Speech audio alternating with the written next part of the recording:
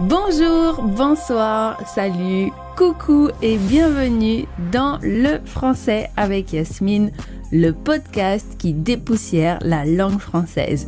Je suis Yasmine Le Cire, professeure rebelle de français langue étrangère basée à Paris et fondatrice de l'école Island French.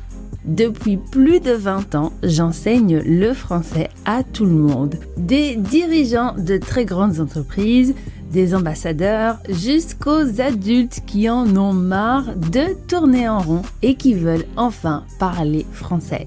Je suis aussi polyglotte, je parle 4 langues couramment et ici, je partage avec toi tout ce que j'ai appris sur les langues pour t'aider à progresser en français. Ma promesse, pas de froufrou, pas de liste d'exception, que du bon et du concret, résultat garanti. Bonne écoute! Comme toutes les personnes qui apprennent le français, un beau jour, tu as dit un journal, des journaux, et ton ou ta professeur t'a corrigé et a dit des journaux. Et alors là, tu te dis, ok, c'est chelou, de louche en verlan, et très probablement, tu as découvert cette bizarrerie de la langue française dès les premiers mois de ton apprentissage. Et tu t'es dit, ah là là, ils sont fous ces Gaulois. Et oui, tu as le droit de le penser et tu as même le droit de le dire. À quel moment un journal devient des journaux? Un cheval devient des chevaux. Mais pourquoi? Comment? Pourquoi ce mot change complètement? Pourquoi ce n'est pas logique? Et non, arrêtez de dire s'il y a une logique, il n'y a pas de logique. Pourquoi le français fait ça? Et surtout, est-ce qu'il y a une explication scientifique ou est-ce que c'est juste une règle à apprendre par cœur? Tu le sais, le français, il y a beaucoup d'exceptions et aujourd'hui, je vais te raconter la petite histoire du cheval qui devient chevaux. C'est une histoire vieille de plus de 1000 ans et je te promets qu'à la fin de cet épisode, tu ne verras plus le mot chevaux de la même manière. On remonte dans le temps au XIIe siècle. À cette époque, le français existe déjà, mais il est très différent du français d'aujourd'hui. On est loin de l'Académie française et de l'uniformisation du français. Difficile à dire, hein? Essaye à ton tour, uniformisation. À cette époque, le français est logique.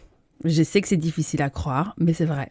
On dit un cheval, des chevals, avec un S à la fin. D'ailleurs, ça se prononce chevals. Comme en espagnol, le CH. Cheval, le français est encore une langue normale à ce moment-là, mais ce moment ne va pas durer. Entre le 7e et 8e siècle, la langue évolue doucement et les gens commencent à parler légèrement différemment.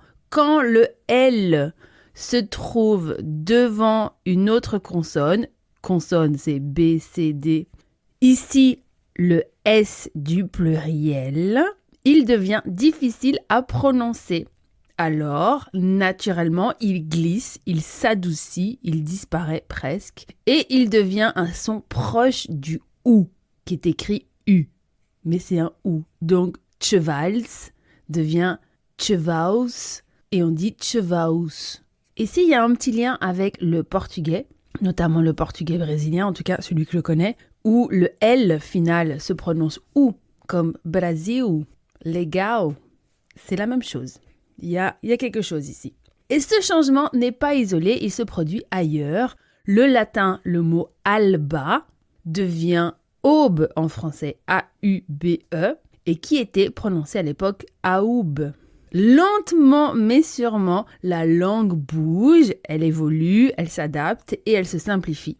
Et là, tout aurait pu s'arrêter. Tu te dis c'est bien, voilà, singulier, pluriel, tout va bien. Mais à ce moment précis de l'histoire, on a donc chevaus, chevaux, je ne sais même pas comment on prononce. Évidemment, pour les membres du club, prenez votre transcription parce que c'est un peu bizarre.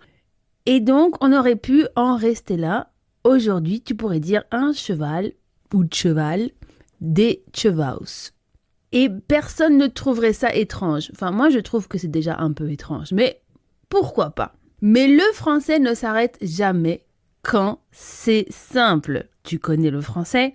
Pourquoi faire simple quand on peut faire compliqué? Et voilà, on arrive au XIIe siècle. On entre dans les monastères, dans des salles silencieuses avec des hommes qui copient des livres à la main pendant des heures, des jours, des années. Ce sont les moines copistes et copier des textes à la main, c'est long, très long. Alors, ils font comme nous. Aujourd'hui, ils raccourcissent, ils inventent des abréviations, ils trouvent des stratégies. Et chercher à faire plus court, c'est un phénomène qui a toujours existé en français. On écrit M majuscule avec un point pour monsieur. Les Français utilisent plein d'abréviations et d'acronymes pour tout et n'importe quoi. Je t'en parlais notamment dans l'épisode 104. Et pour écrire la terminaison US, ils utilisent un symbole spécial. Une sorte de petite croix qui ressemble à un X. Donc au lieu d'écrire chevaux, chevaux, ils écrivent chevax. Mais attention, ce n'est pas un X, c'est une abréviation, sauf que le temps passe et un jour quelqu'un lit ce mot et croit que c'est un vrai X. Et là, patatrac, padaboum, catastrophe, une erreur, une simple erreur de lecture qui va rester pour toujours. Parce que d'autres copistes arrivent et eux, ils regardent ce mot chevax et ils se disent « Attends, il manque quelque chose !» Alors ils corrigent et ils rajoutent un U et parfois même un L et on obtient chevaux, donc la version qu'on connaît aujourd'hui, ou même chevaux avec un L, A-U-L-X. Et oui, chevolux, très bizarre. Et la petite pépite incroyable, c'est cette forme qui va donner aussi le vieux pluriel de aïe, des eaux. Par exemple, on dit aussi un bail pour le contrat de location d'un appartement. On va dire un bail des baux. C'est très rare de l'utiliser au pluriel, sauf pour les propriétaires qui ont beaucoup de propriétés. Ils vont dire, voilà, j'ai fait signer des baux. Mais ça reste quand même assez rare. Au XVIe siècle, la prononciation du français se stabilise et donc on dit chevaux comme on dit aujourd'hui. Et cette fois, ça ne bouge plus. On arrive au français que tu connais, que je connais, qu'on parle peut-être pas parce qu'il évolue, mais plus ou moins qu'on connaît. Et soudain, tout s'explique parce que maintenant, regarde ce mot, donc chevaux. Dedans, tu as du latin, des transformations de sons, des habitudes de prononciation, des copistes fatigués, une abréviation, une erreur, une correction et 1000 ans d'histoire. Et ce n'est pas un cas isolé, regarde autour de toi, château, travaux, cheveux, même histoire, castellum devient château, tripalium devient travaux et capillum devient cheveux. Tu remarqueras que je parle très très bien latin. Et chaque mot en AUX est une trace du passé. Mais évidemment, je ne pouvais pas te parler de chevaux, journaux, sans te parler de ce qu'on préfère dans la langue française. Les exceptions, bien sûr. Il existe par exemple festival, un festival des festivals, chacal des chacals et un carnaval des carnavals. Et pourquoi eux n'ont pas ce pluriel hyper bizarre? Alors parce qu'ils sont arrivés plus tard, ils n'ont pas vécu cette transformation, ils sont arrivés dans un français déjà stabilisé et donc il reste simple.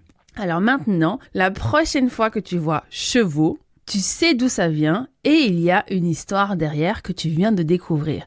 Avec cet épisode, tu comprends, mais tu n'es pas obligé de valider. Tu n'es pas non plus obligé d'accepter. Personnellement, je ne valide pas vraiment cette exception en français, mais tu le sais, dans la langue française, il y a une phrase qu'on adore dire, c'est « on l'a toujours fait ça comme ça ». Et donc, évidemment, ce serait très difficile de changer. Pour les membres du club, j'ai envie de continuer cette conversation avec vous. Je vous donne rendez-vous dans votre canal Discord et aussi lundi prochain dans notre live Q&A. Et j'aimerais que vous réfléchissiez à la chose suivante. À quel moment vous vous êtes rendu compte quand en français on disait un journal, des journaux, un cheval et des chevaux? Je pense que la conversation va être très très intéressante. Et pour les autres qui ne sont pas encore membres du club, je vous donne rendez-vous la semaine prochaine. Salut! Oh, c'est déjà fini, Sniff, et j'ai encore plein de choses à te dire. Mais avant de te laisser, j'ai besoin de toi. Laisse-moi 5 étoiles sur ton application de podcast préférée. Ça prend 2 secondes et pour moi, ça change tout. Et si tu veux aller plus loin, la transcription de cet épisode et de tous les autres épisodes t'attend dans le club de Yasmine. Tu y retrouves aussi mes live Q&A chaque semaine où je réponds personnellement à toutes tes questions et tu retrouves aussi tous les épisodes privés. Je te donne rendez-vous sur lefrançaisavecyasmine.com/club. À très vite!